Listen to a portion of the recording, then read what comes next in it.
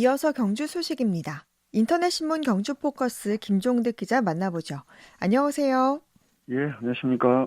네, 경주시 청년센터 청년고도가 20일 날 문을 열었네요.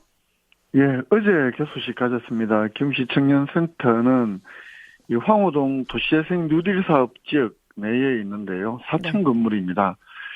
이 경시 황호동 도시재생 뉴딜 사업 예산 4억 원으로 건물을 매입을 했고 또 4억 원을 추가로 들여서 이 청년센터의 용도에 맞게 리모델링을 했습니다. 네. 어떤 시설들을 갖췄습니까? 이 청년센터에는 청년들이 소통하고 공유하고 협력을 할 수 있도록 지원하는 공간이다. 이렇게 설명을 하고 있는데요. 네.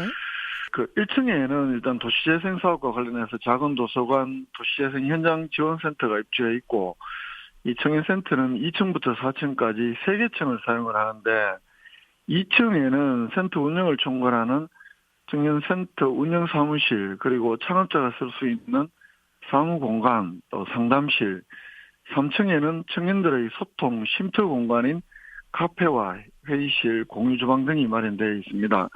4층에는 50명 정도를 수용할 수 있는 다목적 홀 겸 대강당도 들어섰습니다. 이 대강당에서는 각종 공연도 가능하도록 이렇게 만들어져 있었습니다. 네. 이게 황호동 도시재생 사업과 관련이 있죠? 그렇습니다. 이 황호동 도시재생 사업의 프로젝트다 이렇게 경시는 설명을 하고 있는데요. 당초에 그 경시가 2019년부터 하고 있는 이 황호동 도시재생 뉴딜 사업에서는 이걸 그 청년 창업 거점 센터로 이렇게 이름을 짓고 있습니다. 취업과 창업과 관련한 여러 가지 뭐 공동 사무 공간이라든가 시제품 제작실이라든가 다목적 세미나실 또 공유 사무실 이런 것들을 조성을 해서 지역 특화 창업을 위한 교육 프로그램도 운영을 하고 특히 그 문화예술 분야 콘텐츠 관련 창업을 적극 지원해서 지역 경제를 활성화하겠다 이런 계획이었는데 네. 어제 문을 연 이 청년센터의 공간은 당초 이런 계획과는 좀 일부 차이가 있었습니다. 추진 과정에서 좀 변화가 있었던 것으로 이렇게 보이는데요. 인근 지역에는 그 황호동 도시재생 뉴딜 사업으로 마찬가지로 추진한 경주시가 작년에 한 5억 원의 예산을 투입을 했던 9개 업체의 창업을 지원한 이 경주시 신골든 창업특구도 바로 근처에 있고, 네. 그래서 경주시는 이 창업특구와 연계해서 이 일대에 청년들을 유입하겠다 이런 계획을 갖고 청년센터를 만들었다고 합니다. 네. 이 청년센터 그럼 어떤 역할을 하게 됩니까?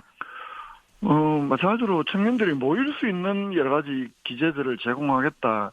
이렇게 볼 수 있습니다. 일자리 동기부여를 위한 취업 창업 프로그램이라든가 또 청년 활동 지원, 생활 문화 지원, 교육 지원 이런 다양한 프로그램을 운영을 해서 청년들을 모으게 하겠다 이런 계획인데 네. 세부적으로 봤더니 뭐 직장 체험 프로그램이라든가 면접 사진 촬영이라든가 지원이라든가 가족 공예와 같은 취미생활 지원, 맞춤형 상담, 또 청년 커뮤니티 개설 이런 활용 계획을 세우고 있었습니다. 네.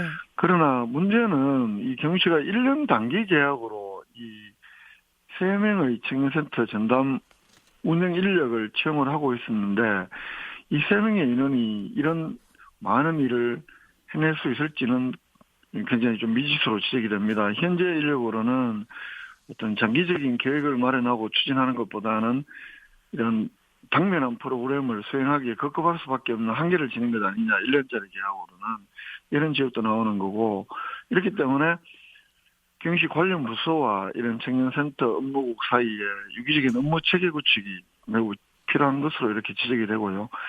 이 청년센터는 39살 이하 청년이면 누구나 무료로 이용을 할 수가 있다고 합니다. 그 이용 편의를 위해서 저녁 시간에도 문을 열고 주말에도 문을 연다고 합니다. 월요일부터 금요일까지 오전 10시부터 오후 9시까지 이용을 할 수 있고 토요일은 오전 10시부터 오후 6시까지 이용을 할 수 있다고 합니다. 결국 이런 센터를 만들어 놓고 해도 얼마나 많은 청년들이 이곳으로 모일 수 있게 유인하겠느냐 여기가 가장 중요할 것으로 보이는데 네. 결국은 이른바 킬러 콘텐츠 확보가 무엇보다 중요한 과제가 아니냐 이런 지적이 나옵니다. 네.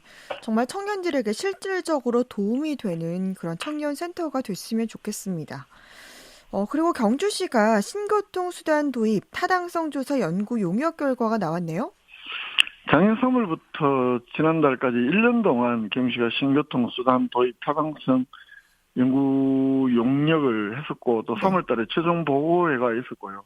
거기서 지적된 여러 가지 검토 사항들을 검토해서 최근에 보고서가 경시로 제출이 됐는데 이 결과를 봤더니 중앙선 폐철도를 활용해서 신경주역에서 광명역, 서경주역, 경주역까지 노선에 이 노면 전차인 트램을 추진하는 것이 그나마 낫고 워낙 많은 비용이 들기 때문에 민간 투자 사업 방식으로 장기적 관점에서 추진하는 것이 바람직하다.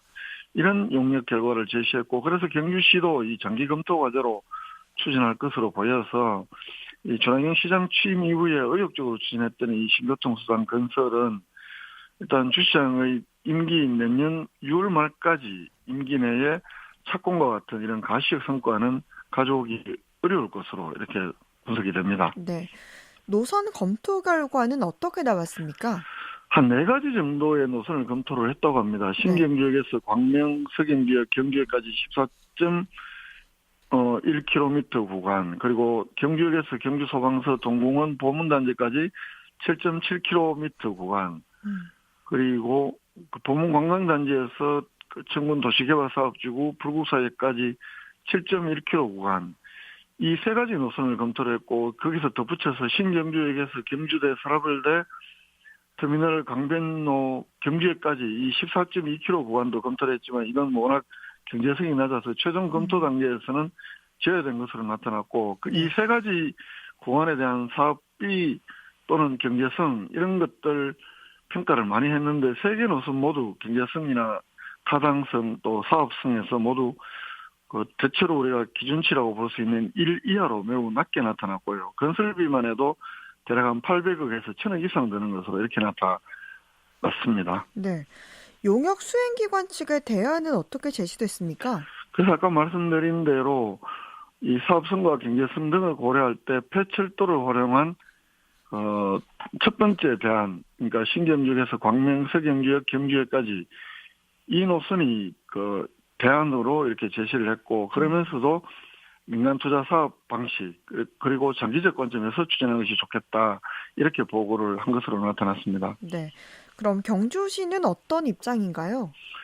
일단 경주시에서는 이 용역에서 제시된 이런 폐철도를 이용한 관광 트램을 도입을 하되 민자 유치를 통해서 다만 이게 국가적 시범 사업이 될 수 있도록 그 경북 전략 프로젝트 과제로 선정되도록 하고 또 국가철도공단 등과 협력을 지속적으로 추진하기로 했습니다. 결국 당장 도입은 어렵다고 보고 중장기적 과제로 이렇게 추진하기로 정책 방향을 결정한 것으로 보입니다. 조남경 시장 취임 이후에 그 모 건설회사가 한 4천억 이상 경주에 투자하겠다 이런 제안을 해왔다고 밝히면서 여러 가지 사업 설명회도 하고 용역도 추진했는데 당장에 현실화되기는 매우 어려운 것 아니냐 이런 분석이 더 많이 나옵니다. 네. 경주시 신교통수단 도입 타당성 조사 연구 용역 결과 짚어봤습니다. 경주시 안강 청소년 문화의 집이 천막 가설극장에서 추억의 영화를 볼 수 있는 프로그램을 준비한다던데 이 소식 전해주시죠. 예, 그 다음날 1일부터 6월 26일까지 안강 청소년 문화의 집 야외 푸살구장에서 추억의 가설극장을 만들어서 옛날 영화도 상영도 하고 또 청소년들이 봉사활동을 하는 이런 계기를 만든다고 하는데 주말마다 뭐 옛날 영화를 상영한다고 하는데 네. 이건 코로나19의 확산 여부에 따라서 아마 될지 안 될지가 이런 계획을 세워도 이렇게 될 것으로 이렇게 예상이 됩니다. 워낙 코로나19가 지금도 많이 나오고 있기 때문에 네. 이렇게 대면으로 하는 것이 가능할지 여부는 좀 더 지켜봐야 될 것 같습니다. 네. 한 주간의 경주 소식 살펴봤습니다. 인터넷신문 경주포커스 김종대 기자였습니다. 말씀 고맙습니다. 예, 고맙습니다.